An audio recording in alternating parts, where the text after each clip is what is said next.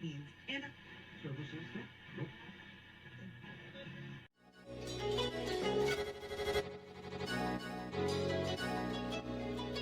let's go. He wants to jump 1,000 cars. Sir, you have 1,000 cars. I don't think I'd attempt to try this stunt. Or we owe this horsepower to Uncle Sam. Too many cars. Car. You know, roses would be... Like I put my beer belly on it. If you can't immediately tell somebody how many cars you have. You'll really give those uppity yuppies something to think about. Stay on the bar. Don't go off the bar with your Bronco. 1980 Volvo horns, what's right? Yeah. I want the man's coolant. And he's like, oh, I thought it'd be small. It's for a small car. And I'm like, yeah, but it's still an automatic transmission. They're never going to be light. It's definitely going to have to crash. Starting off with Brad buying another car. That's the West. Internet. You know, is this a Nigerian oil print? I also wish you drove a tan Camry. Anyways, Anyway, that's a horrible, very horrible podcast content. very Talking about a picture. inside joke. It loves to be driven hard.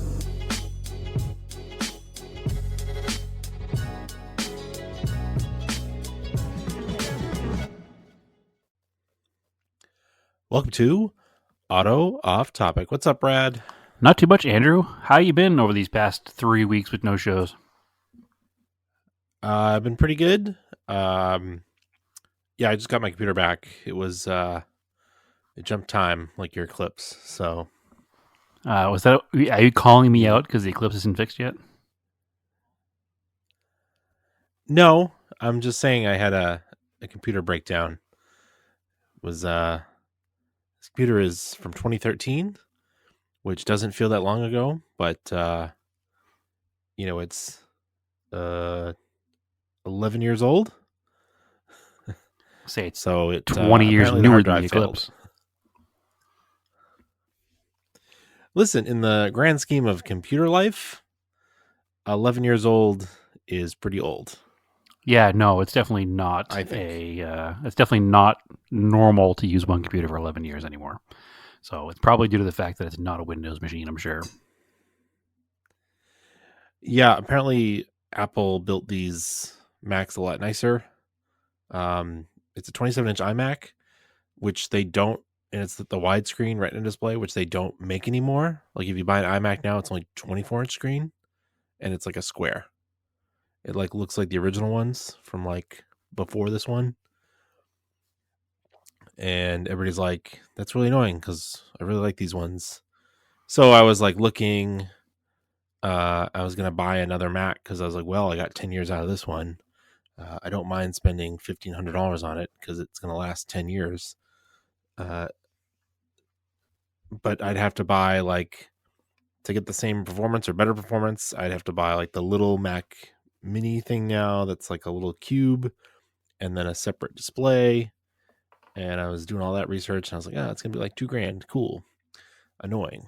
And then everybody's like, especially on the Discord, we're like, it probably needs a hard drive swap. And I was like, okay. So I looked into that, and apparently these have, you know, an old school hard drive that spins.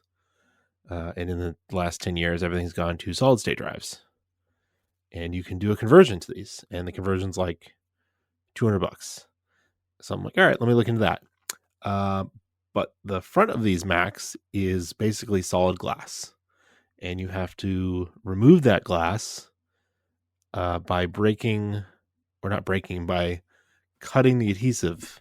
So I likened it to trying to remove a windshield from a car without breaking it, which is possible, but extremely difficult. Like sometimes people do it when they're doing restorations if they want to save the glass, right? Sure. Because normally when you need a windshield, they just, if it breaks when it's coming out, it's whatever. And I was like, well, I really don't want to do that. So then come to find out, this guy that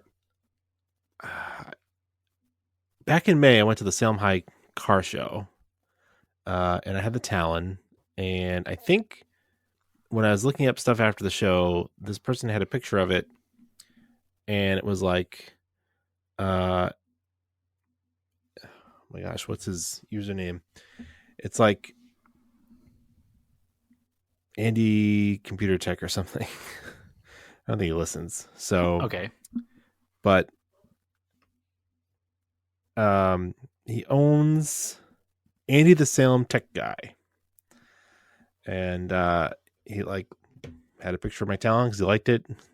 He's the guy's around our age, so he's into those cars.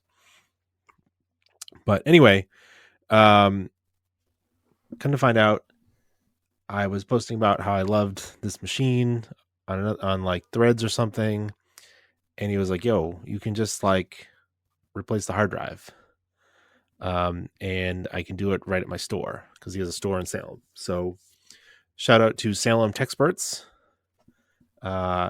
It took a few weeks because the thing was having a lot of trouble. They're trying to port over like the original software and stuff, and it was like being really difficult because the hard drive was really, really bad and failing. That's why it like shut down on me mid podcast one time or whatever. But like for $300, they fixed it for me. Oh, that's totally worth it. So yeah. And I didn't have to worry about gaining the skills to remove the glass without breaking it. So yeah, it's totally and it worth seems to $300. be- It saved you $1,700 that way. yeah, and it doesn't throw away a computer. Nope. Because I was trying to figure out a way to, because the screen is really nice. Like there are ways I could have bought a converter for like $70 to like use this as just a screen. Okay. But It's weird that the new ones it's have fine. a square shape, like because everything is in like a widescreen format widescreen. now. That's so strange. Come to find out, people really love this model machine. I didn't know it at the time. Like I just bought a decent machine. Well, at the time, it Like was all you could buy. Like it's not like you tried to buy something super special. It was just that was the Mac at the time, right? Like but you just got in it's- at the right time. I mean, the thing's like it's all aluminum, it's glass. It was funny. I kept the box. It's that really like millennial thing of like keeping boxes or stuff. That's like a meme. Okay. I still had the box, and I was like, yes. So like, because it's a super awkward shape to like transport, so I had all the styrofoam in the box to like bring it, and I forgot this thing's like 40 pounds. Like it's super heavy. Oh, it's the whole computer inside the monitor, you so know. it makes sense. Yeah, It's funny. but I had literally done like a RAM update. I literally just threw away an Xbox it- 360 box, so I get it. Yeah, right. I it's like I don't know. I still have like iPhone boxes. Like, what do I do with them?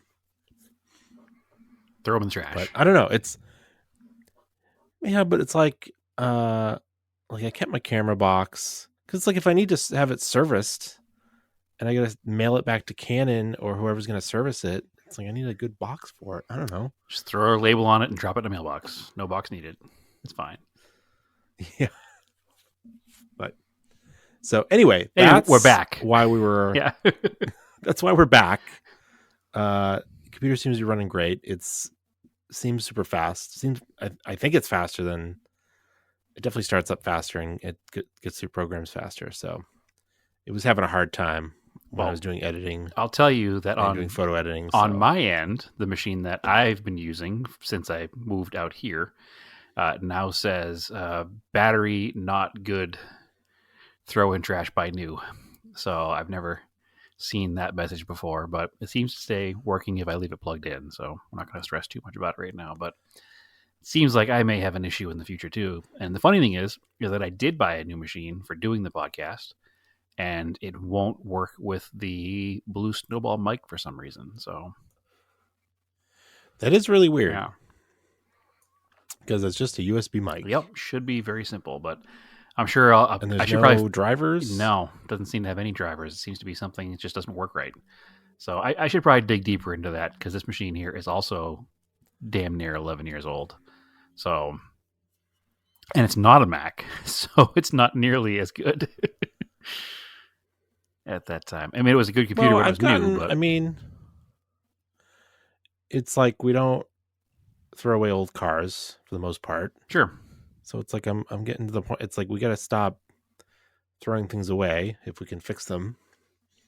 I mean, that's always kind of been It's our mantra. Like, try to fix something first before you throw it away. yeah, Some stuff, unfortunately, is just not, you're not able to anymore, and you have to throw it away. it's not but serviceable. some stuff is, and even non-serviceable stuff. Once enough time has gone, people have figured it out. It's that's the whole conversation people have had about cars since the dawn of fuel injection. Like, oh, these cars are not serviceable, but you know what? Guess what? They are. When LED taillights first started coming out, people were like, what happens if it goes out? You can't fix it. Well, guess what? You can. So, I mean, just the Eclipse, when I was having that running problem before, I mailed out my ECU to somebody to rebuild it. Like 20 years ago, rebuilding an ECU was still like a lost art. You just found another good one. So things change and things can be repaired. And if something's worth holding on to, it's worth holding on to. It's not obsolete if you can update it. But yeah, I don't know how old this machine is exactly, but I should try to figure out something. So it's getting up there. Okay, just as we were talking about how everything was great, Zencaster crashed on us. So it did, but it's also my fault because my microphone was not plugged in fully. Some things are better, some things are the same. It is what it is. So anyway, I think we're going to end up talking about what we did. We've been doing we had some events to do. So yeah, we basically said that we didn't waste our 3 weeks of no recording because we did some cool stuff. I mean, for me, there was like 2 weeks of doing nothing, but this last week, but it culminated in some cool stuff. Yeah. Basically, we went to the Rolex 24. We talked about going there. So it's Friday night. A week ago, last Friday night, we were in Daytona watching the BMW M Challenge race. Yeah, it's the Michelin Car Series? Pilot Cup or Sports Car Series. Yeah. Casual motorsports enjoyers. I don't obsess over the details of stuff sometimes. No, I think the classes are TC for touring car. Yep. And GS for Grand Sport, maybe? Yeah. I didn't realize that Hyundai, to jump right into it, had gotten so goddamn cool that they were running touring car Sonatas. Yeah. And they remind me very much of like 90s touring cars, and they're super rad, and I'm super down with them now. Mm-hmm. Hyundai N is really rad. It's very, very cool. But anyway, we'll get to that. Daytona itself. Yeah. I have been to the track before. Mm-hmm. A lifetime ago. So when was the last time you think you were at the 500? 1997 seems to be what I remember as the last Daytona 500 that I went to. Because I know I was there before Dale Earnhardt had ever won the event. And I think it was the year before. And if memory is correct, he won in 98. That sounds correct. I believe you're right. Yeah. So I was there in 97 was the last time. And I think it was a Jeff Gordon win. Mm-hmm. These are my best memories. I don't. If it was 96, maybe it was 96, but I'm pretty sure it was 97. I know I was in high school. Those sound right. I know I flew down there with my father for a whirlwind weekend. I think we landed, went to the race, maybe stayed one night in a hotel and came home. I'm pretty sure is what happened. It was different then, that's for sure. The facility was significantly less modernized. Yeah. From what I could see, because when you go to a NASCAR race and you have a single NASCAR ticket, you don't have the same access that you have as a Rolex 24 ticket holder. And that was probably the thing I noticed more than anything was the amount of access you have as a Daytona 24 ticket holder. Yeah. It's pretty much unlimited. It's pretty awesome. Like, I think you said it best, honestly, Andrew. You're like, yeah, you just kind of go anywhere you want until somebody says you can't be here. Exactly. And with NASCAR, it's more like go to your seat, go to the concession stand, go to the bathroom, go back to your seat. So having full reign of the track was just wild. growing up a NASCAR fan, and honestly, I didn't know what touring car racing or sports car racing really was as a kid, just because it wasn't covered anywhere. There wasn't any coverage on TV. There wasn't, I had knowledge of it from reading magazines, but just it wasn't really in my main interest, which is weird now because it is so much of a main interest. But at the time, I just didn't know. So I didn't know you could have this access. I don't know what it would have been like to go to the Daytona 24 in 1997. Maybe it would have been similar to what it's like now, but to what it's like for me going there to that race now after growing up going there NASCAR events was just mind-boggling. Yeah. I've never been there for a NASCAR race. Luckily I'm going in 2 weeks. But it's like, I think the appeal of IMSA, and this is how they market it, is that you do have the access. And for a 4-day ticket, it was $140. Yeah, which is probably half of a NASCAR 1 4-hour ticket. Yeah. So you could do, if we were there on Thursday, we'd have gone and see stuff on Thursday. But you can go Thursday through Sunday. If you've got children under 12 are free, which is a bonus. Amazing. And because once they're 12, they can buy their own ticket. Yeah. But still, if you got a couple of kids, like, that adds up buying tickets, right? Oh, it does. I mean, it adds up going to the movies with kids, let alone going to a week-long racing event. Like, yeah, that's a really cool bonus. And so, and the other cool thing is, like, Daytona is such a weird track because everything built up around it. Like, I'm sure when they built it in the 50s, there was nothing really out there. Sure. But it's so developed that you're in a city, which is interesting because it's unlike it's weird. Every other fine with it. Yeah. It's like unlike every other racetrack you ever go to, which is out in the middle of nowhere, unless it's a street course. Yeah, it's everybody is talking about Laguna Seca right now because the neighborhood committee is suing them to shut it down when the racetrack pre-existed there, obviously. But like, we went to Daytona this past week, and you can certainly hear race cars from the street. It's not quiet by any means, but there's just commerce and apartments and everything all around it, and nobody cares. And that's the way it should be because the racetrack was there first. And, well, it is in the heart of, like, the Speedway built that town, right? So, for sure. But also, we were there on an unmuffled day, right? So if they're just doing a track day there, I'm sure they have a decibel limit. You probably can't even hear the cars inside. I'm sure. I mean, and to that point, we took some time. It's a 24-hour race, so while the race is going on, your tickets allow you to come and go as you please. And rather than eat track food all weekend, we did, we did spend some time in the local restaurants around the racetrack. And, you're right across the street in a parking lot of a restaurant, and you can hear the cars still, it's in the background. But then when you go in the restaurant, you can't hear the cars, so nope, it's fine. It's not that big a deal.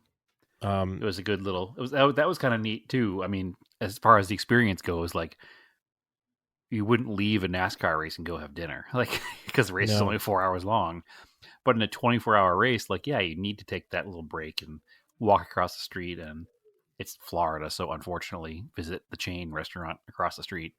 But it was definitely an experience for sure. But it's nice though, because you don't usually have that opportunity when you're at a racetrack, because you're out in the middle of nowhere. You've either brought your own food or you're eating racetrack food. That's a valid point too. I didn't think about that. So from like a spectator, like, that's why I like going.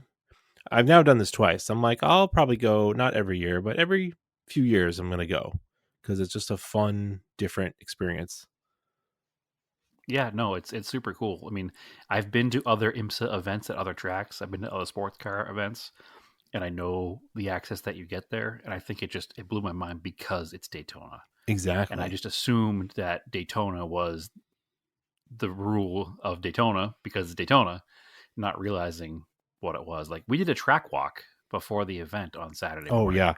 I think this might have been my favorite part. Yeah, like I never thought beyond my wildest dreams that, and this might even sound like, I'm fanboying up here, and to somebody who's maybe a more recent racing fan doesn't think it's weird, but to me, to walk out onto the track, I had goosebumps. Like when we crossed the gate into the pit lane, walked out into the grass of the tri-oval, climbed up the banking, and like literally sat on the wall in the tri-oval, and I it's I don't have words for it, and I don't know what it is or why it's so special, because it's just a racetrack. They do track days there. You can go drive your car, but Yeah. there was just something about it. Maybe because the crowd was there, because I grew up watching the 500. I don't know. I couldn't.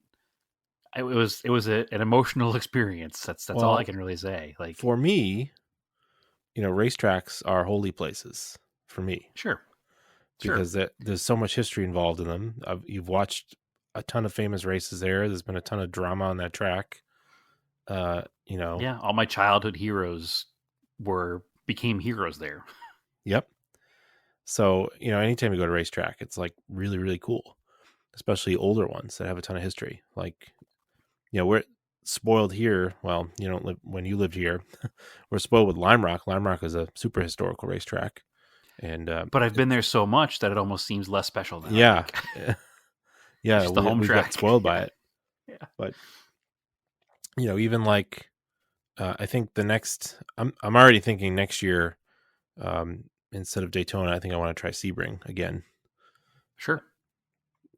But that's a little bit of a different, and that's a slightly different vibe because it is a little further out in the middle of nowhere. And it's only 12 hours. But it also, the weather this past weekend at Daytona was really good compared to the last time I went. That was raining and cold. The weather was gorgeous. Right. In the 80s. Like it was maybe it dipped in the 70s at night. Like, yeah, it was spectacular. Yeah. The party atmosphere existed too, I guess. I was told, because when I went in 17, it felt very like deserted, but it was cold and rainy and there just wasn't many people around. And then come to find out, this past weekend, 2024, was the highest attendance ever. Yes, it was a record for sure. Which again, that also happened at Lime Rock this past year for IMSA, and unfortunately, it was the last one for a little bit. They're talking about coming back, hopefully.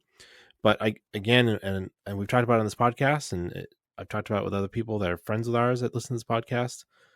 I think it's the Drive to Survive F1 effect of people looking for other motorsports that are more affordable to go watch. But it's cool. It's good that racing is so popular. I'm really happy. No, it's awesome. I can't. There was a time, late 90s, early 2000s, where it seemed like there was some waning popularity. Yeah. I don't know what the attendance was at Daytona this weekend, but it was over 200,000 for sure. And that's a lot of people. It was packed. Yeah, that's a lot of people. I'm sure. But everybody's spread out, so it doesn't feel too bad. I mean, it wasn't that bad. Like it was. I never felt like a sardine, can. Like it never felt tight, never claustrophobic. That when I go for the 500, it's going to be crazy, like way more people. But because you're all there for a certain amount of time. Yeah. So you're all getting there at the same time, leaving at the same time. Yeah. But the facility is set up so well. It's set up to handle a ton of people. It is. You don't even notice. I'm trying to find right now what the number of people was, but I think it's funny because they actually consider it a stadium. It's like 2.5 mile around stadium. Yeah, it's like one of the largest stadiums in the country. So it'll be crazy to me. I'm going to be really interested to compare when I go to the Daytona 500 and then when I go with you guys to the Indy 500 and see how that compares. The Indy 500, I mean, I went last year and said it was like, the greatest sporting event I've ever been to. This was up there. Same kind of emotional. You were saying, you showed me where your seats were that you had, and we're at the top of the concourse. It was like section like 140 or something, they didn't have any of those sections above at the time. No, the top section is new, I think. Yeah.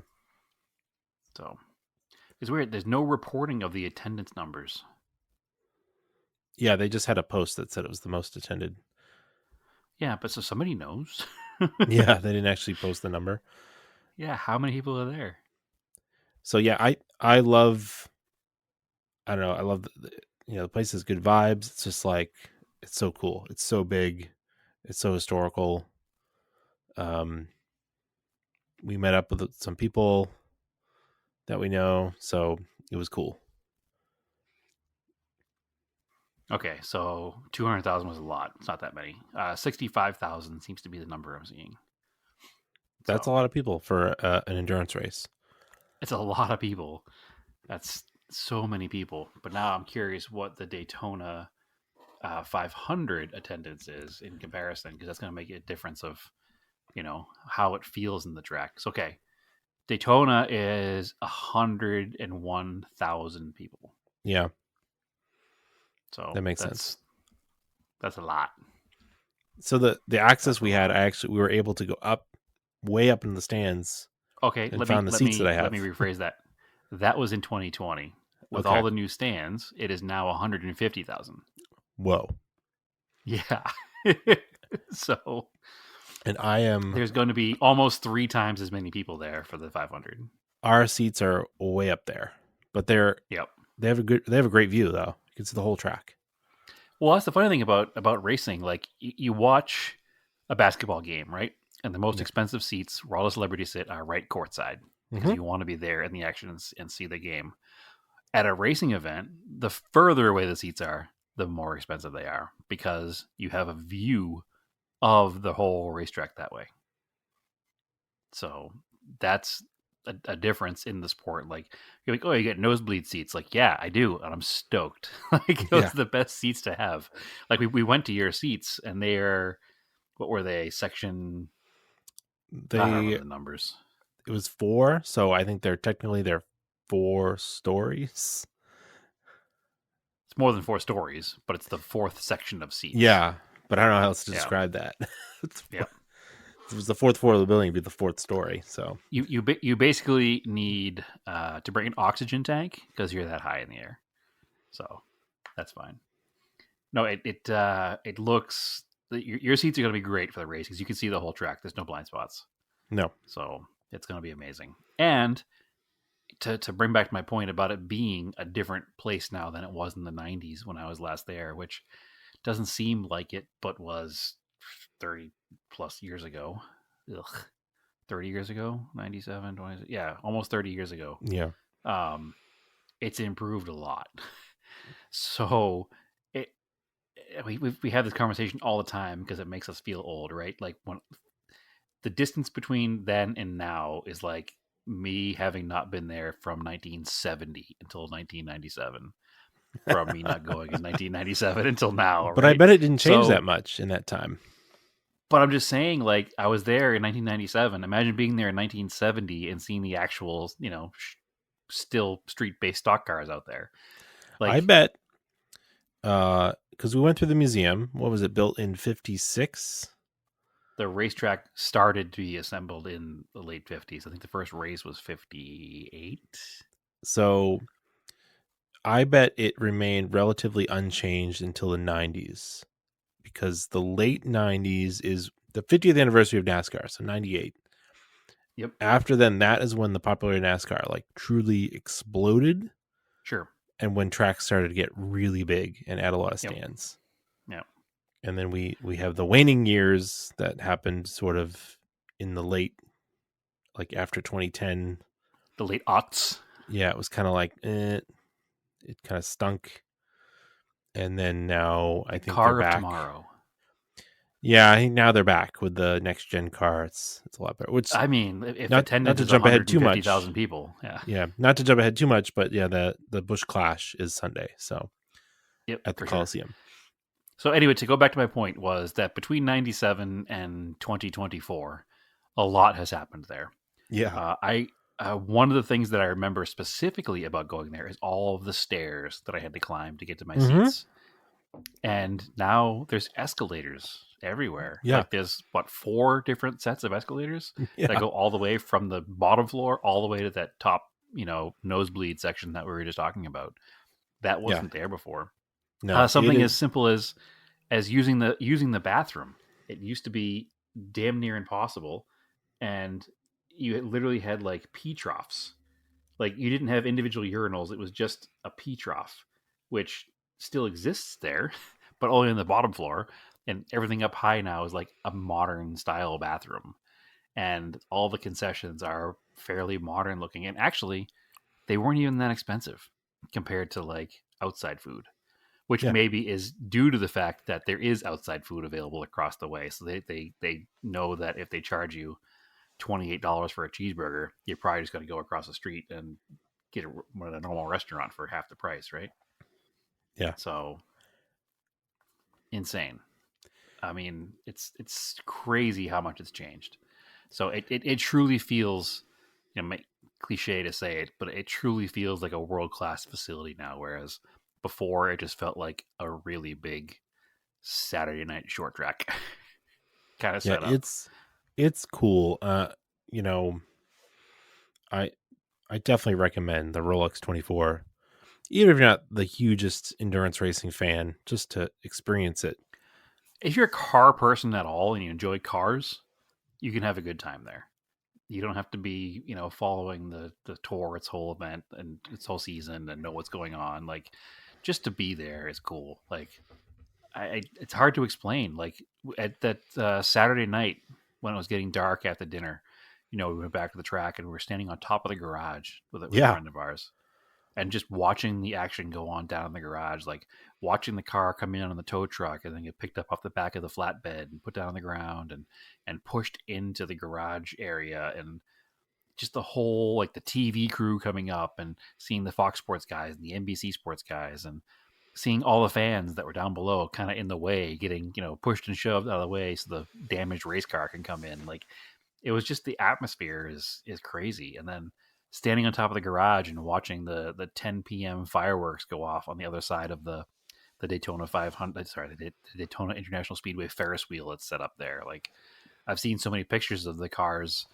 blasting by the Ferris wheel at night, and to be there and to see the Ferris wheel and to see the fireworks over there was really cool.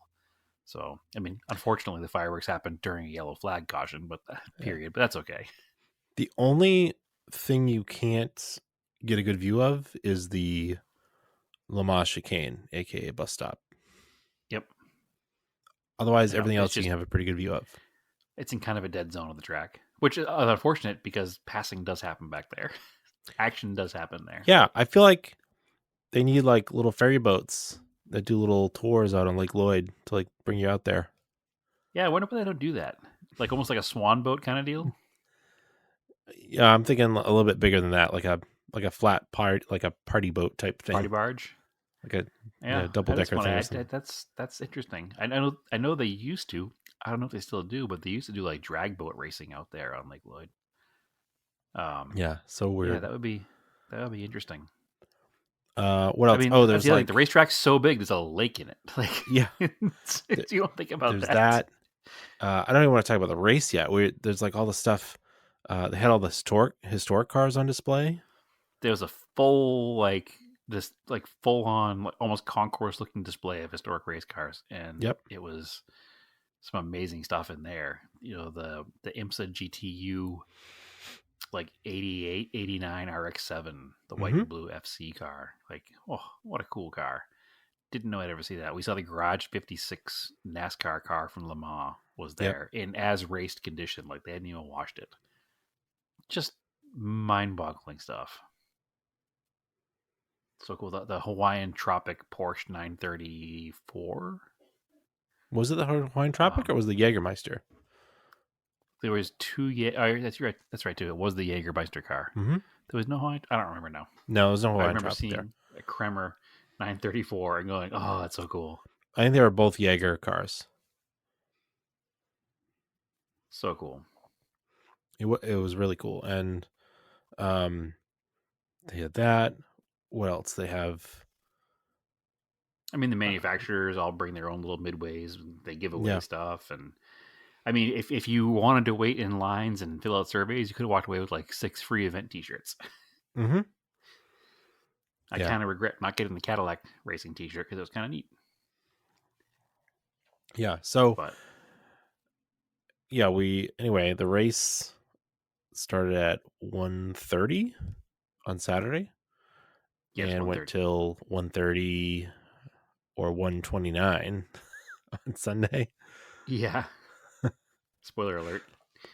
And There were 2 Jägermeister cars and a Brumos car. That was Yep. the other one. It's cool because they do like a staggered start of the 2 classes, like the GTP cars, LMP2, and then all the sports cars behind them. But man, the GTP cars so fast. Yeah, it's silly how much faster they are, especially on the banking and the backstretch. It's almost comical watching them pass. They're so fast. Yep. The first place car had lapped the entire field by what, the 6th lap, or was at least starting to lap the field by the 6th lap. I shouldn't say lap the entire field, but he was starting to lap the sports cars by lap 6. Yeah, the slower of the sports cars. Yeah, definitely. Yep. Insane.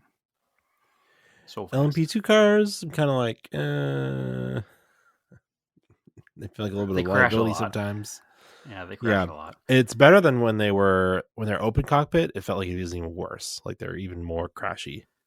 Well, I was looking at the names of the drivers, and the issue with the LMP2 class is that it's a lot of buy your way into a seat drivers. Like just a rich guy that has a sports car racing fantasy, which putting them out there with less skill into the amount of mixing it up with the skilled drivers becomes kind of an issue. But there were a lot of professionals in the LMP2 cars this year, which I think helped. There was one particular LMP2 car which you should love automatically because it was painted like an American flag. Go Team America, right? But the car kept crashing and it was annoying, and I wanted it off the track. I think it caused 3 of the full course yellows. Yeah, I'm trying to think of which LMP car messed up, and then the Vassar Sullivan Lexus like just absolutely obliterated it. Yeah, I don't remember which car that was. It was not the red, white, and blue one, but it was definitely. It was like, I felt so bad for the Lexus because it was like he had nowhere to go. It was just like in front of him. He it was just bulldozed it, and that car was like there was a car doing 1/8 its speed in front of it. Yeah, we were like, I think we were like 10 minutes in, 15 minutes in, and they had to bring that in for like a full rebuild. Yep, yeah, it wasn't good. Bad start, but it is what it is. It's part of racing, right? Yeah, that's how endurance racing goes. Who knows? Maybe a professional driver could have done the same thing, but a lot of the sports car racing is like that too. It's just rich guys that buy a seat in a race car. So it's not simply a Daytona 24 thing. It's a racing in general thing. So, well, the difference between the 2 sports car classes is how many professional drivers you have. Yes, GTD, or gold and silver, and GTD whatever it is. Pro. Yeah. So Pro is obviously professional drivers more and less. The amateurs. sports cars feel less crashy for whatever reason. Maybe they're more forgiving. Maybe. Yeah, I don't know. The LMP2 cars, I think one of the issues with the LMP2 cars is that it's almost like a spec car. When you have spec cars, they're going to run pretty close speeds. So they're going to be closer together and competing more. And when you have vehicles closer together and less skilled drivers, then you're going to wind up having more impacts and issues. So they're also just like boring. Probably because they're a spec car for 24 hours. Yeah. And not driven by full pros all the time. But yeah, no, it's fine. It is what it is. It's part of the game, I guess. There's always going to be that rich guy race class. So it helps build the field out, so we'll let it last. But I'm really into the Cadillacs. They sound course. really good. Yep. They Yeah, the sound one like thing I NASCARs. was disappointed in was I was hoping to be able to hear the changeover when they go from electric to gas, but you couldn't really notice it pulling out of the pits because you couldn't really hear it properly. No. So when you see them on TV, they make it a point to show you that changeover. I was hoping to hear that in person, but I did not. So, but that's cool. It was still amazing. And the debut of the GTD Mustangs happened this weekend. Yep. Yeah, those were rad to watch out there. I forgot about that.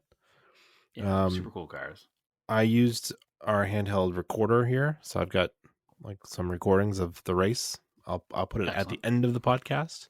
Perfect. So if you hang on till the end, you can have like 2 minutes of race car noises, and you can definitely hear Just the repeat Corvettes that go by. over and over Sorry, again for 24 hours. It's actually 2 minutes and 40 seconds. I didn't do that intentionally, but I'll let you think I did. Yeah, you can hear when the Cadillacs go by. Like the V8 is definitely noticeable. Yeah, they're a lot more bassy. Yeah, for sure. It's funny because when the V8 sports cars go by, like I think is the Aston Martin a V8? It must be.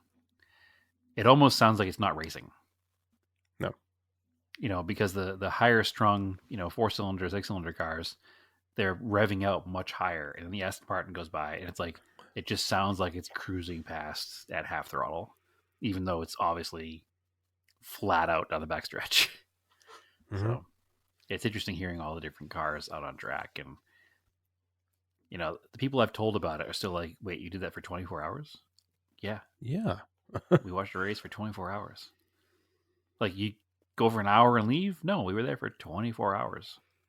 We spent an hour and a half, maybe taking a power nap in the car. Other than that, we watched the race. I think you made it a little longer than me. I think I did like 20 hours, and I think you did like 22 hours. So the biggest issue was I was going to try to make it without taking a nap. Yeah. And I was doing good. Our other 3 friends had a tighter schedule because they were flying out after the race on Sunday. And they went back to the hotel and they spent a few hours sleeping. And I was like, nah, listen, I'm here. It's my first time. I'm not going to do this every weekend. I'm going to try to go full 24 hours. No sleeping. And all was going pretty well. And then you were like, man, I need to go shut my eyes for a few. So you went off to the parking lot to go nap in the car. And I was like, nah, I got this. I'm good. But then being by myself, sitting out in between turn 3 and 4, I was sitting on the grass watching the cars go by.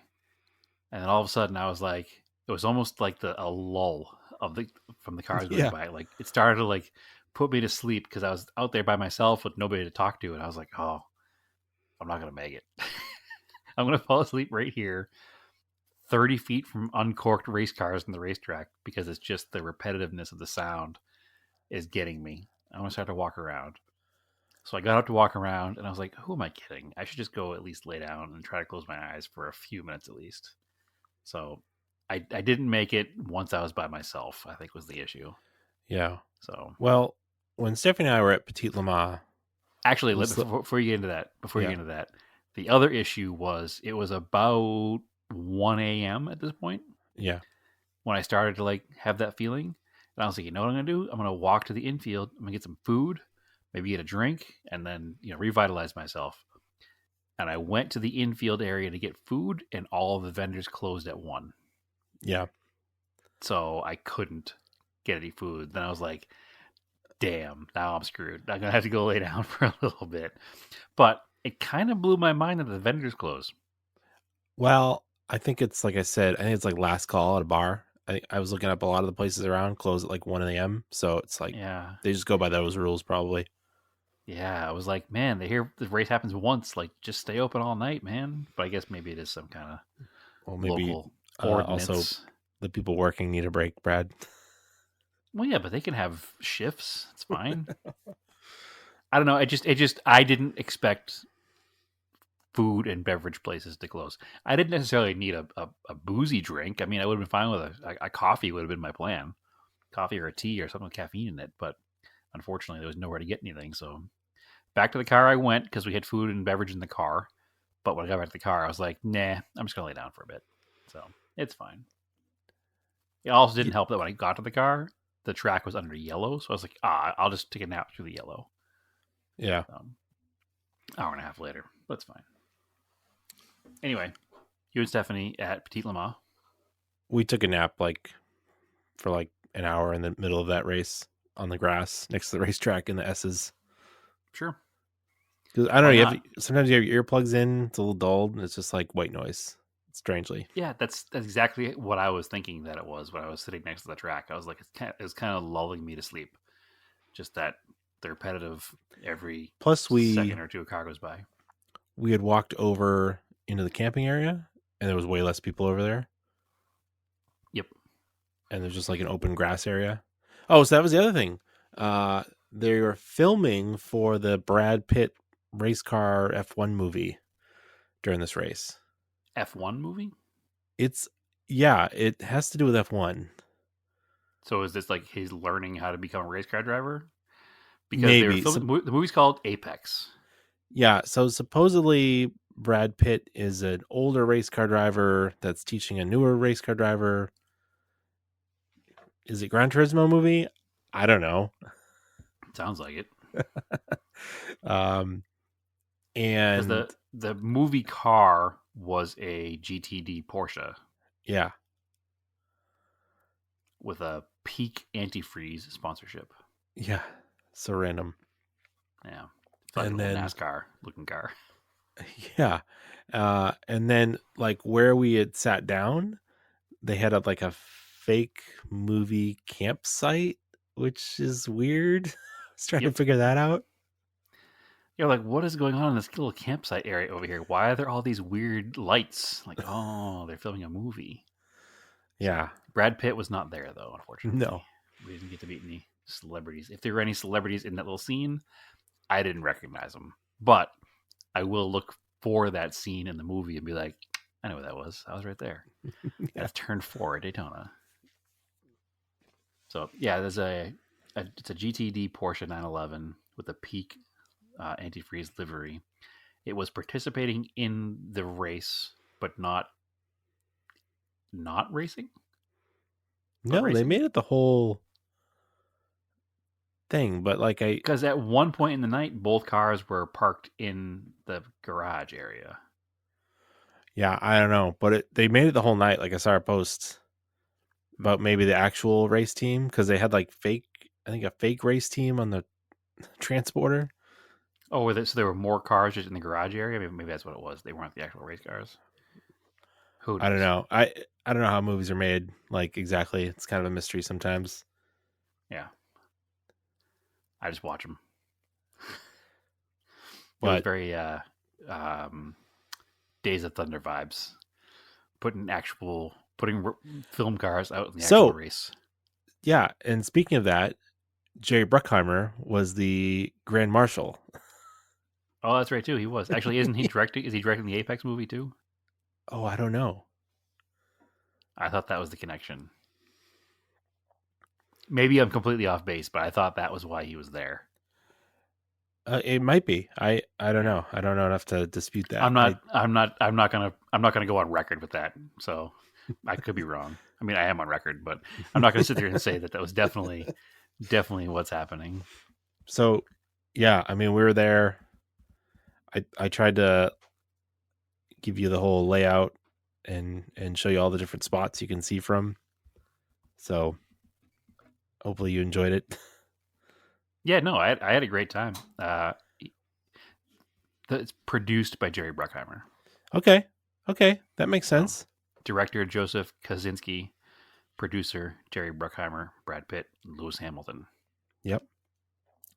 So we did what I did in 2017, which was parked in the lot 4, which is over by turn 4. Yep. Makes sense. And we walked through the turn 4 tunnel a bunch of times. Which is also really cool. And that turn 4 tunnel has been there since the track was built. That tunnel we walked through, that corrugated pipe was the original pipe. Yeah. It's never been changed. Super cool. So, I mean, it's these are my churches. This is my Yeah. Notre Dame. No, it almost sounds cheesy to say it, but yes, it is. It's the Church of Speed, right? Yeah. I always said I wanted to buy an old church and create my own religion to dodge taxes and park cars in. But this actually is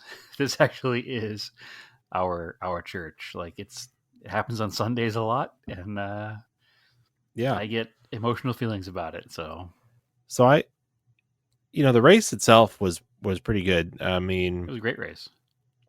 And we went up to the stands. We don't have to recap all 24 hours. There's a nice IMSA's got some nice YouTube videos that recap the whole thing. There's a good 40-minute long recap of the entire 24 hours. You get all the good stuff. So towards the end, we went up to the stands for the last hour and a half. Okay. And right by turn 1. So coming down the tri-oval into the first turn there, because there's a ton of passing going on. It's a great passing zone. And it was weird. Well, the Whelen Cadillac was out leading for a while.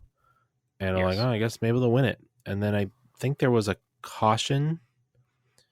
And are we talking towards the very end, the last hour or so? I think the caution came out and the Porsche team got out ahead of the Cadillac in the pit lane. Yep. Which is the same thing that happened the previous caution period, and the Cadillac drove around the Porsche like it was sitting still. Yeah. And the Cadillac was starting to close, and then the white flag came out, and the Cadillac dropped off. And it was unclear what happened, but to us in the stands, the race had gone 24 hours, and then apparently it went a minute short. It went 23 hours, 58 minutes, so it came real close.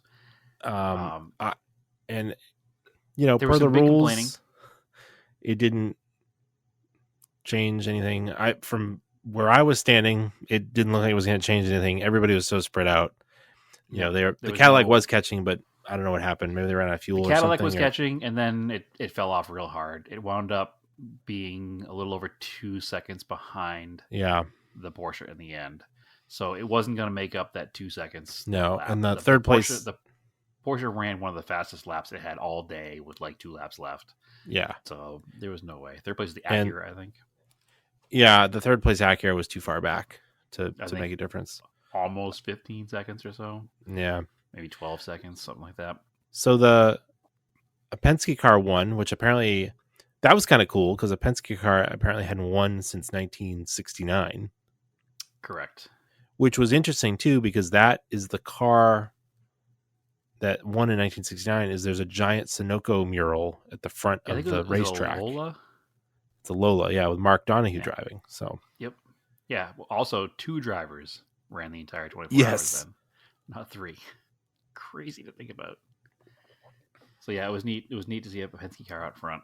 As much as I wanted to see, the Cadillac take the win, but it is what it is. No, that was so that was really, really cool.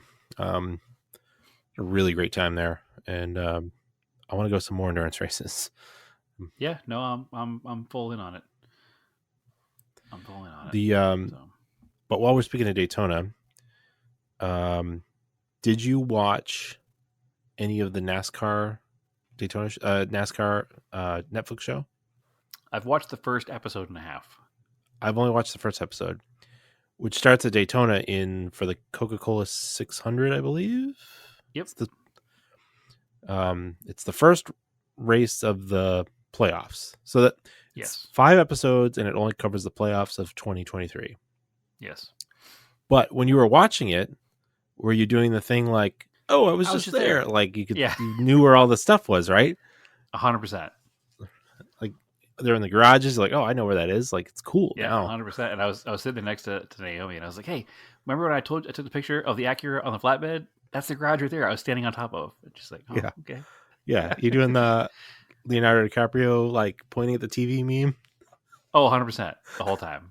Super excited about it too.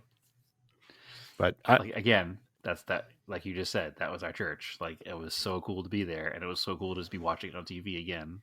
and being like, I was just there. I was so excited. I was just there. I can't wait to like watch the Daytona 500 on TV and be like, see that right there? That's where Andrew and Stephanie are. Oh, and so that was the other thing. During the fan walk, they let everybody sign the wall, and they let people sign the start finish line.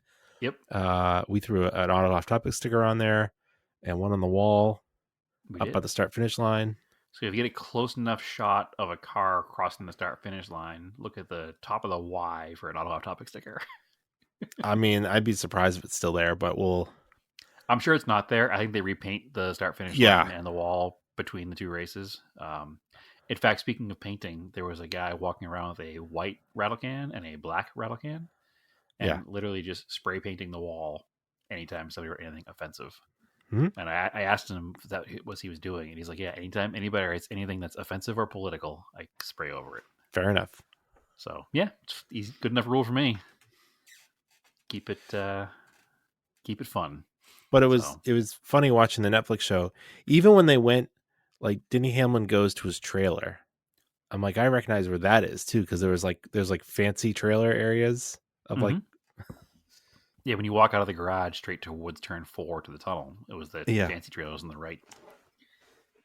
There was a guard sitting in the front of it all night. So, but yep, that's exactly where it was. Actually, Catherine Legg walked right in front of me, walking to her trailer when I was walking to the car at nighttime. I was like, oh, that's Catherine Legg, 1 foot away from me. Nice. Neat. Yeah, we saw Jordan Taylor walk in. Yep. Who else? That's all I recognized. Yeah, there's a couple people. I saw other people in racing suits, but I couldn't tell you who they are. Those are the only two that I saw that I actually recognized as famous racing drivers. And Michael Andretti. Did you see Michael Andretti? Yeah, we saw him. He was like around the garage when we were there. Oh, because it's Wayne Taylor Racing Andretti Autosport. Sure. He was busy getting ready to be rejected by F1. Crazy. Yeah, insane.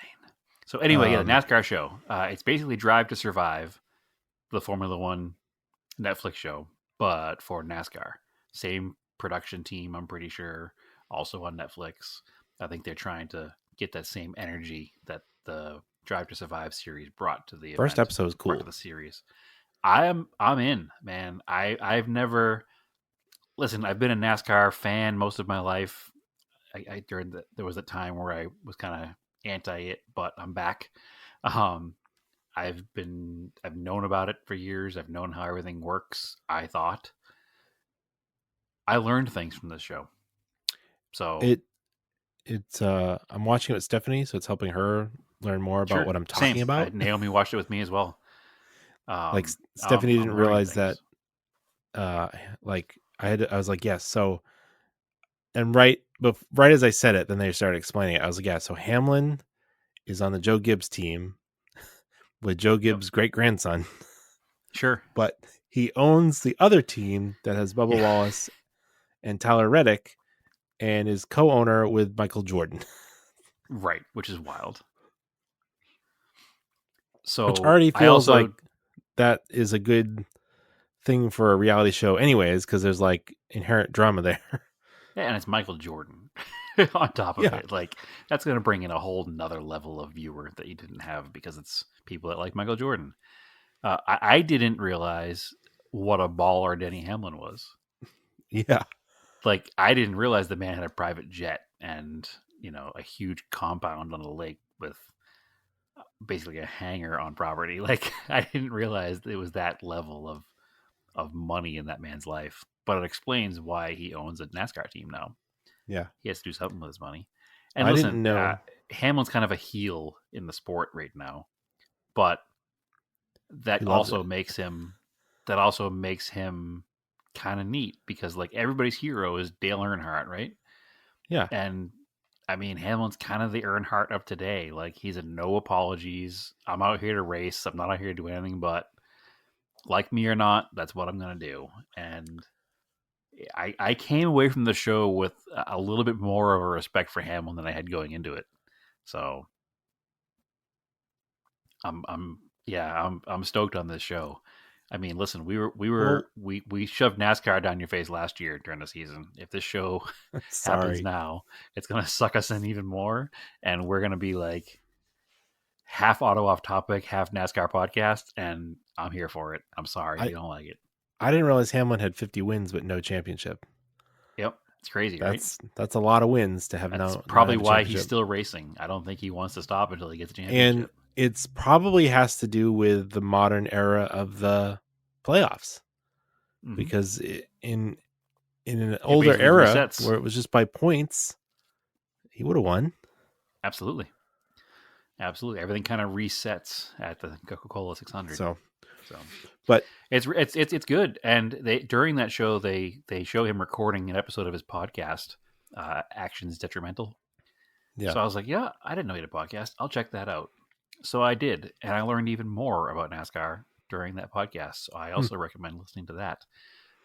One of the things I didn't know, I assumed if you made it to the Cup Series, you were set. Yeah. You were good. Like you were a couple seasons of the Cup Series and you can retire rich and be fine. But it's not true. Some of the lower level guys that, are just there, like like Eric Jones and those kind of guys out there. Those guys are like $150,000 a year employees. Yeah. Which, while not an insignificant amount of money, is certainly not private jet amount of money like Hamlin has. And you're working your butt off for that kind of salary every day, flying around the country, doing different racetracks. Like, it's not glamorous if you're, making $150,000 a year or $200,000 a year, or whatever the minimum salary is. You're what they call the journeyman driver. Yeah. I assumed that everybody out there was a multimillionaire. And they're not. The other thing the show remind me of was the Priest crash. Like, I forgot about that. Yeah. You know who didn't forget about that? Ryan Preece. Yeah. I mean, I thought the guy was dead. That was bad. We all did. But all did. Anyway, enough about that. Enough about motorsports. I mean, no, we could take a couple more minutes. Like, watch the NASCAR show. It'll really make you respect Denny Hamlin more if you already don't. One of the things that he talked about in his podcast was why he has so much coverage on the show. And he says that, listen, he goes, the team producing the show are not racing fans. They're a production team. He goes, which is what makes the show different than any other NASCAR show there's been, because they wanted to make a good TV show and they don't know nothing about NASCAR. They want to make a show that everybody wants to watch. So they had to pick drivers that they could talk to that they thought would be ones who would be standing on the final race, because you don't want to have all this coverage of a guy who's knocked out in the first round, because you had to make this whole show about everybody.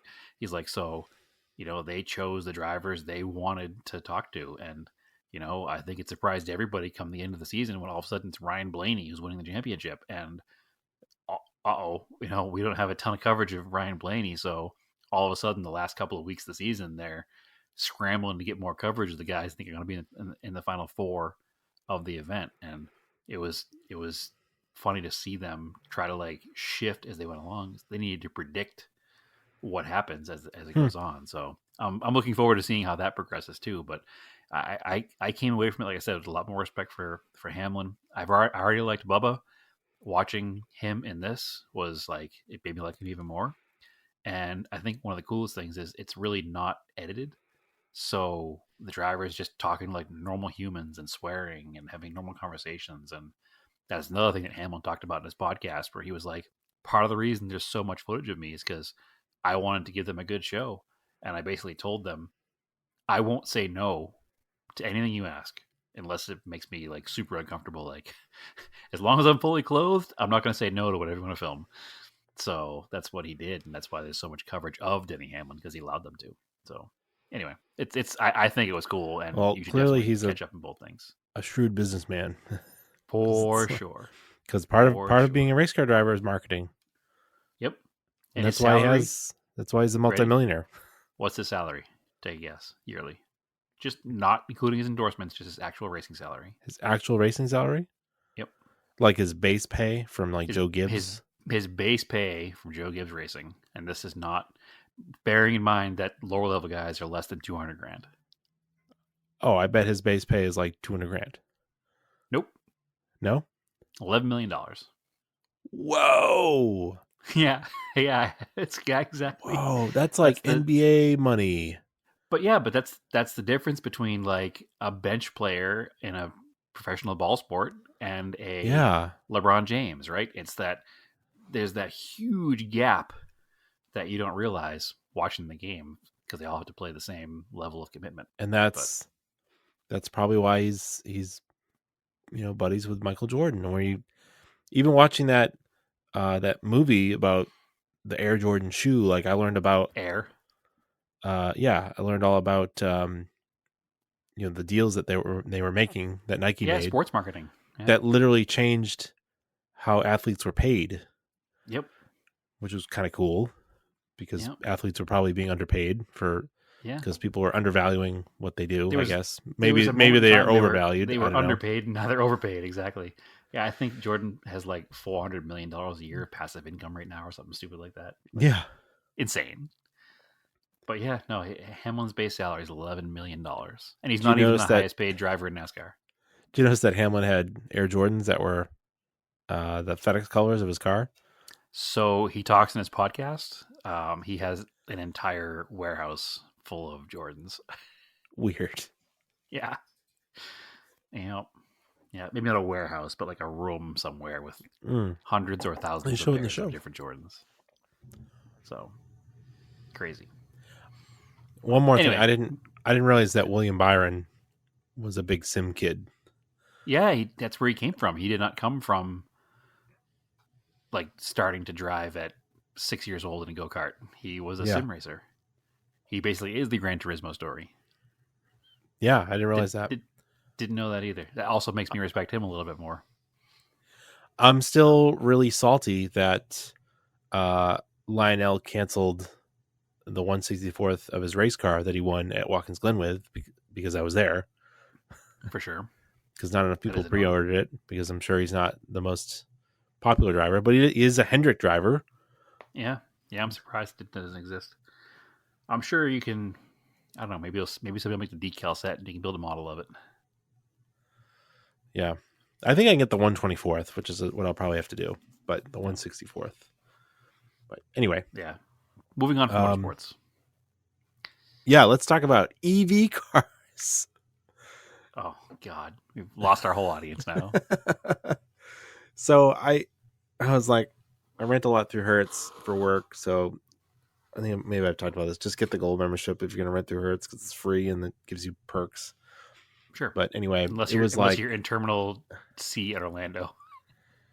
Yeah, the terminal's so new that the thing's not set up yet.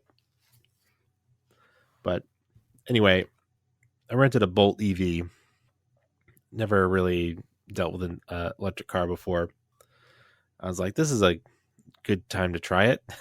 Sure, because we don't have too far to drive. I knew that we're only going a certain distance. We weren't just driving everywhere. Because it was like 35 miles between the hotel and the racetrack. Yeah, I know. It's like, and from the airport to the hotel, or roughly. And I know that I've taken trips with you before, and we've driven thousands of miles on a trip. So that would not have been the time for an EV. But I was like, let's try it out. We're not. Because the other thing, we're just parking the damn thing for 24 hours, right? So, as a car, it's fine. It's a car. Yeah, it works just fine. I have no problems with it. It drove nice. It's quiet. We drove it into Orlando first because this is an aside. We found through social media there's this really cool hobby shop that is a hobby shop / camera store, which is a cool crossover. All of our interests combined. Yeah. Yeah, really cool place. Like old school Art Deco building. Been there for like 50 years. They do film processing still inside. So super cool. I definitely had an instant flashback to me working at CVS processing 1 hour film when I was a teenager. From the smell, for sure. What is it? Colonial Hobbies and photography. Yeah, Colonial Photo and Hobby Incorporated. Hobbies and cameras. Store. I gotta post a picture of it because it's super cool.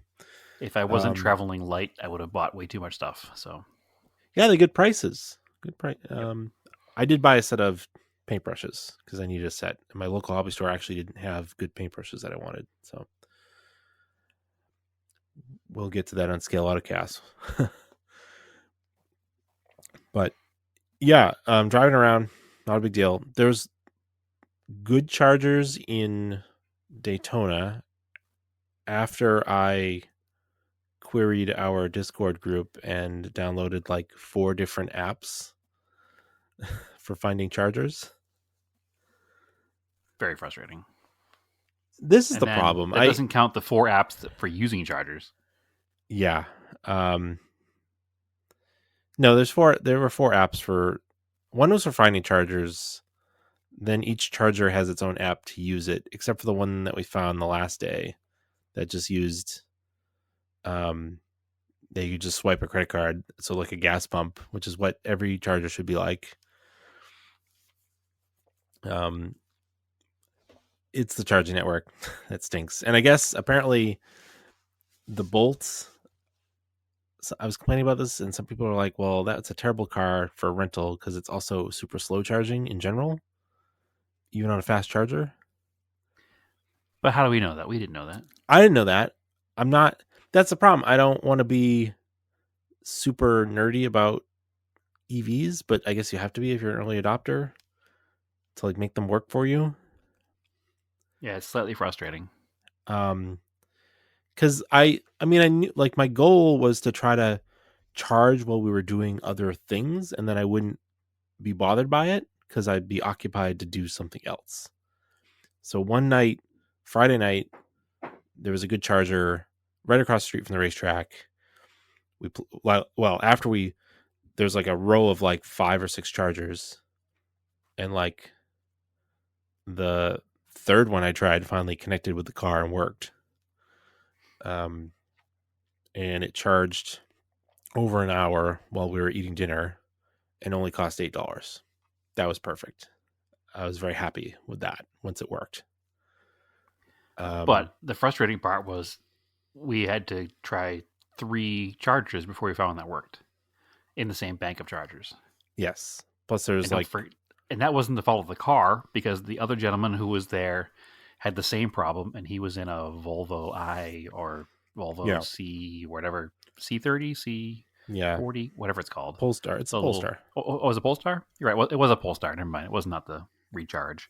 He had the same problem with the charger, so it wasn't an issue with the bolt at that point. It was just an issue with those chargers. Like, we'd connect it, it would say charging, and then it would go click, and it would turn off. What's happening? Because there has to be a handshake between the charger and the car, so it knows the condition of the battery. Right. The whole thing. Problem was the charger wanted a handshake, and the car wanted a fist bump, and it just didn't work out. Basically. Yeah. Once it worked, it was fine, but if it was certainly like at a point where I was like, I'm just going to give up. But if there were more electric cars there, we'd have been screwed because there were only 5 available chargers, period. Yeah. And only 2 of them worked. And actually 2 were occupied by non-electric vehicles. Yep. Which obviously is not policed at all. No. So frustrating. Frustration number 1 was that. And you missed the time we tried charging before that at the Target. And it was like we might as well have plugged in a USB charger because it was like a level 1. It didn't do anything. It did nothing. Thankfully, it didn't charge us, but it did nothing. I realized why it didn't charge us, because it was basically doing nothing. And then you pointed out to me that I didn't make the connection when we were at Target. That charger had a small, thin cable. Correct. And it makes sense that when we went to the nice charger, it had a big, heavy, thick cable that was like as thick as a gas pump hose. And you're like, okay, that's why this is getting more juice. Yep. That's the secret. It actually is a gasoline car. We just don't know it. Yeah. They just hide it's all a goddamn scam. And that was fine. And, what annoyed me is we went on the way home. That was the other thing why I was like, well, we're just going to stay at the race too. Because one, if I go back to the hotel, I'm not coming back because I'm too tired. Right. Our hour and a half nap becomes 8-hour sleep. Yeah. And then if we drove the car there and back, there was no charging near the hotel, annoyingly. Right. So it would have been like out of juice, which is Yep. dumb. That's the other problem. So had I done better research and find a decent hotel in the chain that I like that had charging, that would have worked too. Maybe if the charges Hopefully. worked. Yeah, as long as you're assuming if they're working. And one of the apps that our buddy Steve told me to use actually has like, it tells you where they are and it gives people's reviews. And it'll be like, and it'll give you the date, like, oh, the charger didn't work on, January 19th. So obviously we're there on the 28th. It's probably still broken. Right. So it was like, and then coming home, I'm like, well, we need to charge up, and I didn't want to sit in traffic by the racetrack. So I found a Target that was like 6 miles away that had really nice chargers. Okay, we'll go there, plug it in, And importantly, a Starbucks. plug it in. Hopefully for like a half an hour, we'll go inside, get Starbucks, walk around the store, come back out. It'll be charged enough. We'll go back to the hotel. Sure. We were doing that. Come back half hour later. It had shut off after like 15 minutes. Hadn't charged very much at all. I don't know why. Yeah. And the annoying thing is, like, shut it off was after, good before we walked away. Yeah. And it shut off after 15 minutes too. I think it might have charged me idle time too because it was sitting there plugged in, which is also annoying. very frustrating. So then we finally got it to work again, and an hour later had 100% charge. Yep. So we basically had a 2-hour detour to try to charge the car. Yeah, and the reason, a lot of people, like, apparently the thing, come to find out, is like EVs work best between 20% and 80%. And when you read a lot of the like literature on EVs, it's like at an 80% charge is like what the range is usually given. But the issue is it's a rental car, so we had to return it with a certain amount of charge, and we weren't going to have another charger between that point and returning the car. And like, so we had to go to 100. Even I thought I was being very gentle with the throttle most of the time and doing at or below the speed limit. This thing just sucked down the range. Like, it just didn't feel like a very efficient car for some reason. For a tiny little car too, like, it's not a big vehicle. No, and it felt like it. We were talking about that too. Like, it was a decent enough car, but at the end of the day, in order to buy an electric version, and why they're having a problem selling electric cars probably, is in order to buy an electric version of a car this size, you're paying for a premium car and getting an economy car. Exactly. It's a perfectly acceptable economy car, but it's a $37,000 economy car. It's a $37,000 economy car that has the equivalent of an 8-gallon gas tank and gets 25 miles to the gallon. Right. Yeah, you get less than 200 miles of range. Like, it should get $37,000 Chevy Aveo. It should feel like it should be like a Geo Metro and get like 40 miles to the gallon. Yep. Of electric range. That's just my opinion. People argue with me, but I don't know. It's like that's... No, and listen, even if you're in a car with a 200-mile range, gasoline takes 3 minutes to fill, so it's less of an issue. And but gas pumps aren't broken, and there's way more of them, and it would be fine, and it wouldn't be $37,000. So there's so many negatives. We wouldn't have used up nearly half of the charge just to go 30 miles. It would have used like a 16th of a tank if I was driving that gingerly, like hypermiling. Yep. And again, neither one of us is anti-EV. We're not trying to sit here and be like, it's not there yet.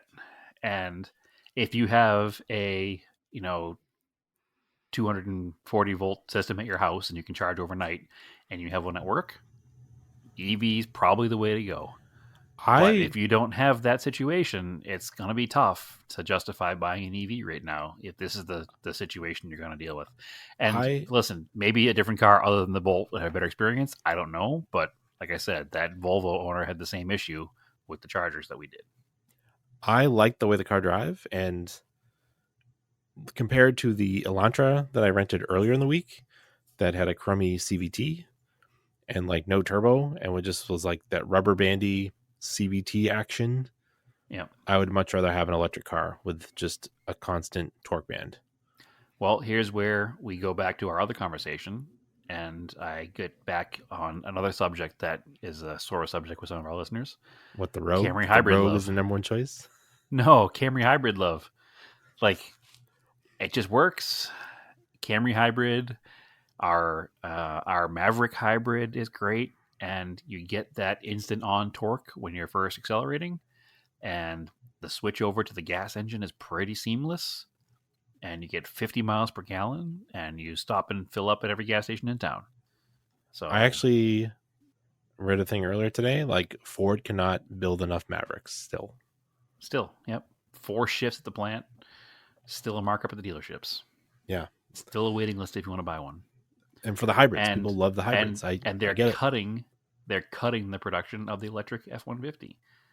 So, and GM today just said, hey, we're cutting our electric production back a little bit and going back to making more hybrids, because right now hybrid is the way to go.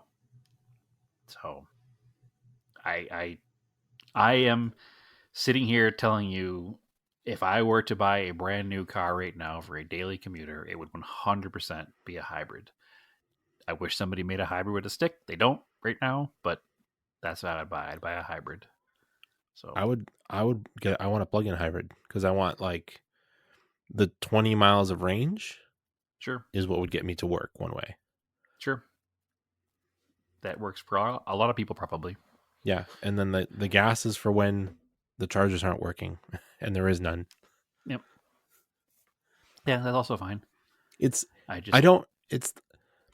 not range anxiety. It's not that people want to drive like 300 miles a tank. It's just that it's annoying to charge things. I think it's a combination if you can't of both. do it quickly or while you're doing something else is my problem. I think that's what builds the range anxiety. Yes, because I am not at the gas pump every other day with my car. I go to the gas pump once a week. No, even using my car as my daily office, I work out of my car. I only do 50 miles a day, 60 miles tops, just around the downtown area. I could do that in an electric car, no problem. I don't want to because of that issue.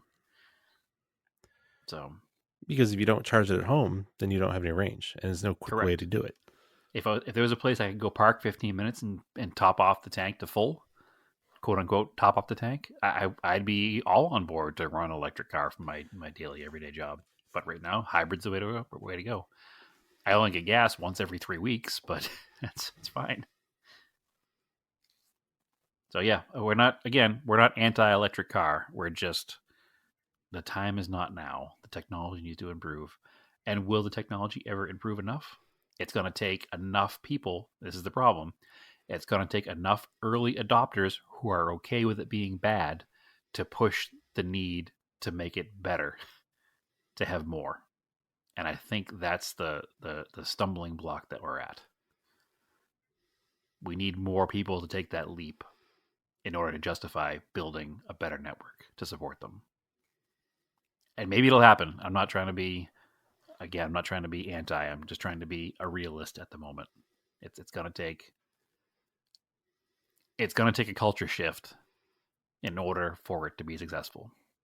So, in the meantime, this just kind of pushed in my own brain that I don't think ever in our life we're going to see a time where there's not an available gas car for sale.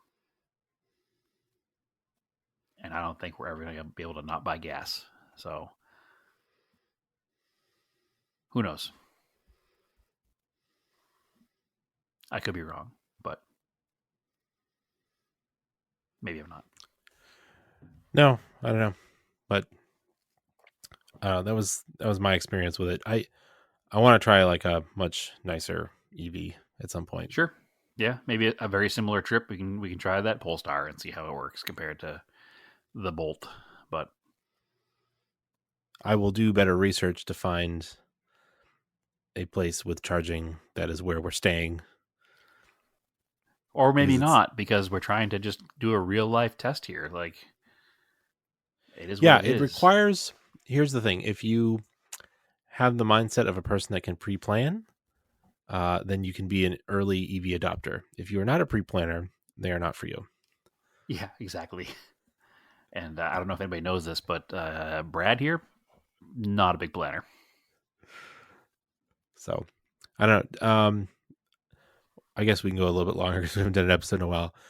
Do you have any project car updates, or you haven't gotten anything? Because you've been busy. I right? don't. I've been so busy with that trip, and I had, my parents were here in town for a couple of weeks. I did a bunch of cool stuff. Went to Barrett Jackson and the Future Collector Car Show with my father. Did all the local car event stuff here for Car Week when we could. How was that stuff? Everything was amazing, as always. Unfortunately, I missed the peak of it because I was at Daytona, but I was here for the beginning of everything. Future Collector Car Show was interesting. It's kind of Radwood energy, but not. I don't understand it, really. It's supposed to be for cars built from 1980 through current, but there were older cars there as well. There was a couple EV swapped 60s and 30s cars, which I guess is kind of in the vein of the show, but also weird. There was some just regular traffic cars that were there to like actual full-blown race cars and everything in between. My biggest issue is that it was $100 to enter a car on the show, and there was like full-on like concourse style judging, but it's not really a concourse, so I don't really understand. It is kind of cool because some influencer types, I guess, were there, which I don't really get hung up on. But Larry Chen was there, which is neat. He did some coverage of it. My father is friends with the head judge because he's actually one of his judges from his Mistlewood concourse show. So we were invited to be judges there for this event. I turned it down because I didn't really understand what the whole point was. I wanted to kind of enjoy the show and take some pictures. My father was a judge at the show. I think next year I will be a judge, simply because it got us great parking and free tickets to Barrett. Nice.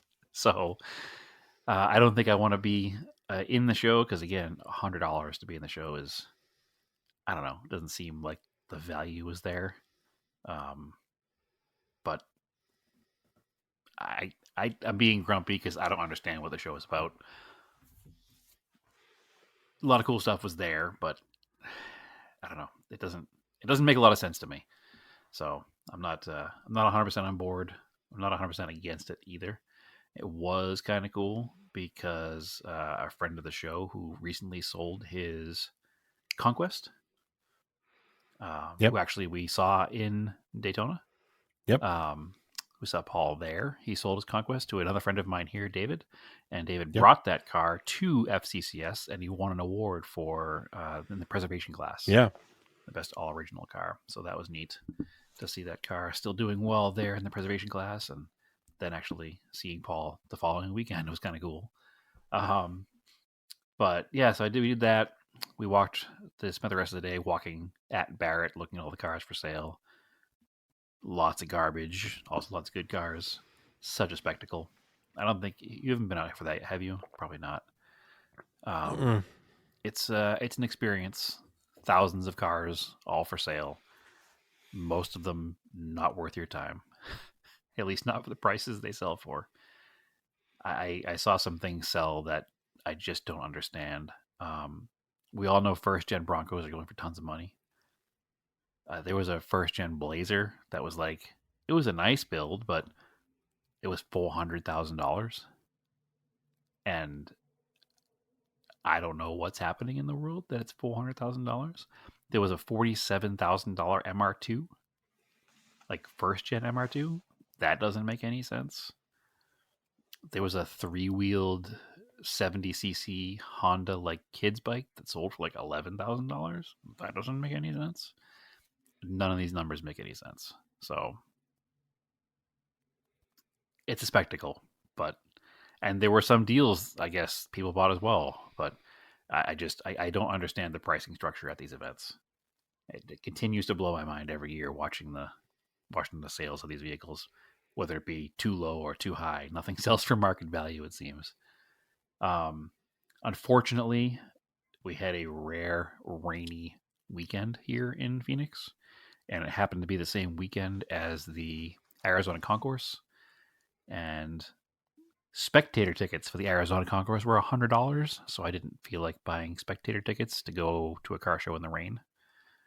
So we attempted to go down there and see what we could see from the street, but they had it pretty well walled off, so we didn't see the Arizona Concourse. But we did manage to go to the the PAVS show, which is a little bit bigger during Car Week here, and some of the other local events that we got to take in. Went to the Martin Museum that you and I went to last time you were here in town. They've changed it up a little bit. I think you remember one of the things we were kind of mind blown by was that you could get in all the cars. Yeah. You can no longer get in all the cars. Oh. They've locked quite a few of them. The cars that are unlocked, you can get in, but they've locked quite a few of them, probably due to the fact that people suck, I assume. Yeah. Or just maybe due to the wear and tear that hundreds of people getting in these 50-year-old cars was causing. Who knows? But a lot of them are locked. A lot of them still aren't, but a lot of them are. Still a great spot. I'm actually going to a car show there tomorrow as well. So my father and I met Mel Martin, who owns the museum. He happened to be there that day, and we just struck up a conversation with some of the other people that were there that were working, and turned into a conversation with Mel himself. Super nice guy. He was just coming back from the Meekum Kissimmee auction in Florida, where he spent $1.3 million on a 1948 Tucker. Whoa. So I'm actually super stoked tomorrow to go back to the museum and see this Tucker in the sheet metal, because it's there now. It wasn't there yet when we were there last time. So I'm going to go to that car show there tomorrow and go inside and see if I can find Mel again and maybe get to put hands on a Tucker. That'd be amazing, hopefully. Fingers crossed. But at the very least, I'm stoked to go see it. So I've only ever seen one Tucker in person at a museum, so we need to see another one. So, but yeah, that was about it for events. My father and mother used the 944 as their quote unquote rental car. Kind of like last time I was there, I used your G20 as my rental car. Yeah. So they drove the Porsche around all week. I hadn't put any miles on it since I had done the intake manifold gaskets. It's kind of just been sitting in the side yard. So he put some miles on it for me. After the first couple of days, he's like, the idle is hunting pretty bad. Sounds like a vacuum leak. And I was like, well, that's unfortunate, because I just fixed a vacuum leak. So opened the hood, dug around a little bit. I guess there is a project car update in here. There is some sort of a solenoid behind the driver's side headlight that has a line going into it and out of it. And both those lines were off of the solenoid, and they're both plugged with like deck screws, which is not something that I did. And it turned out that one of the deck screws had started to like unthread itself from the hose, and it was leaking pretty severely. So I was like, well, let's just pull these deck screws out and see what happens. So we pulled the deck screws out, and the idle dropped to like 1100. It was hunting between like 700 and 1200, like super annoying. So it dropped down to like 1000 or 1100, and it seemed to stay pretty steady. And then it hunted a little bit and stopped. It hunted a little bit and stopped. I was like, let's just leave this line open for a little bit and just see what happens, because it does have a rudimentary ECU in it that's going to have some kind of a learning cycle. So drove it around for another day with just that hose wide open to atmosphere, and the car ran great. Why didn't you just plug it in the solenoid? Well, we're getting to that. My assumption was the solenoid was bad, and that's why it was plugged. Unplugged, I should say, and the lines just kind of plugged into each other. So I've now plugged it into the solenoid on both sides, and the car runs great.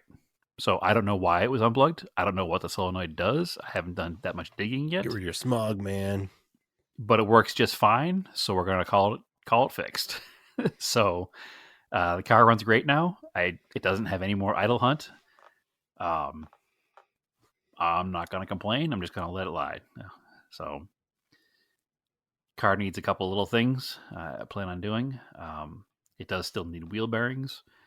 Around town, I wasn't worried about it, but I wouldn't take it on a super long highway trip, which is why I drove the Eclipse to LA and blue Italian belt. So, yeah, needs a couple little things, but I'll get to that. And but right now it's running fine, so all is well. So yeah, that's my quick little project car update that I forgot I had. Don't have any other ones though. Haven't done anything else. So that's it. Yeah, it's pretty much all I got. Yeah, I got nothing else. It was a solid hour and a half plus of talking, so we could probably give it a rest anyway. Stay tuned for some race car noises. Oh, that's right too. Yeah. So I think I'll throw those in before the credits for you. You have to listen Perfect. to the credits. But So- after we tell everybody where to find us. That's right. Where can they find you, Brad? They can find me on Instagram, maybe, at TSISS350. I did get slapped by Instagram today for some copyright infringements for posting some original photography of my own. Yeah. Not sure what's happening there. We'll find out, I guess. And then also, don't forget to join us on Discord. Send either one of us a message for an invite over there. And also Instagram at Scale Autocast, where I'll be posting some pictures of some model cars from our model car group build, even though most people haven't finished yet. I was busy. Sure. So was I. Still managed to finish. You don't have a 3.5-year-old. Whatever. Excuses. He goes to bed. All right, cool. Yeah, follow me on Instagram, Race and Anger. I'm on Threads. Auto Off Topic podcast on Instagram and Threads and Facebook and the whole Meta platform, I guess. So as always, keep your cars analog and name the roses.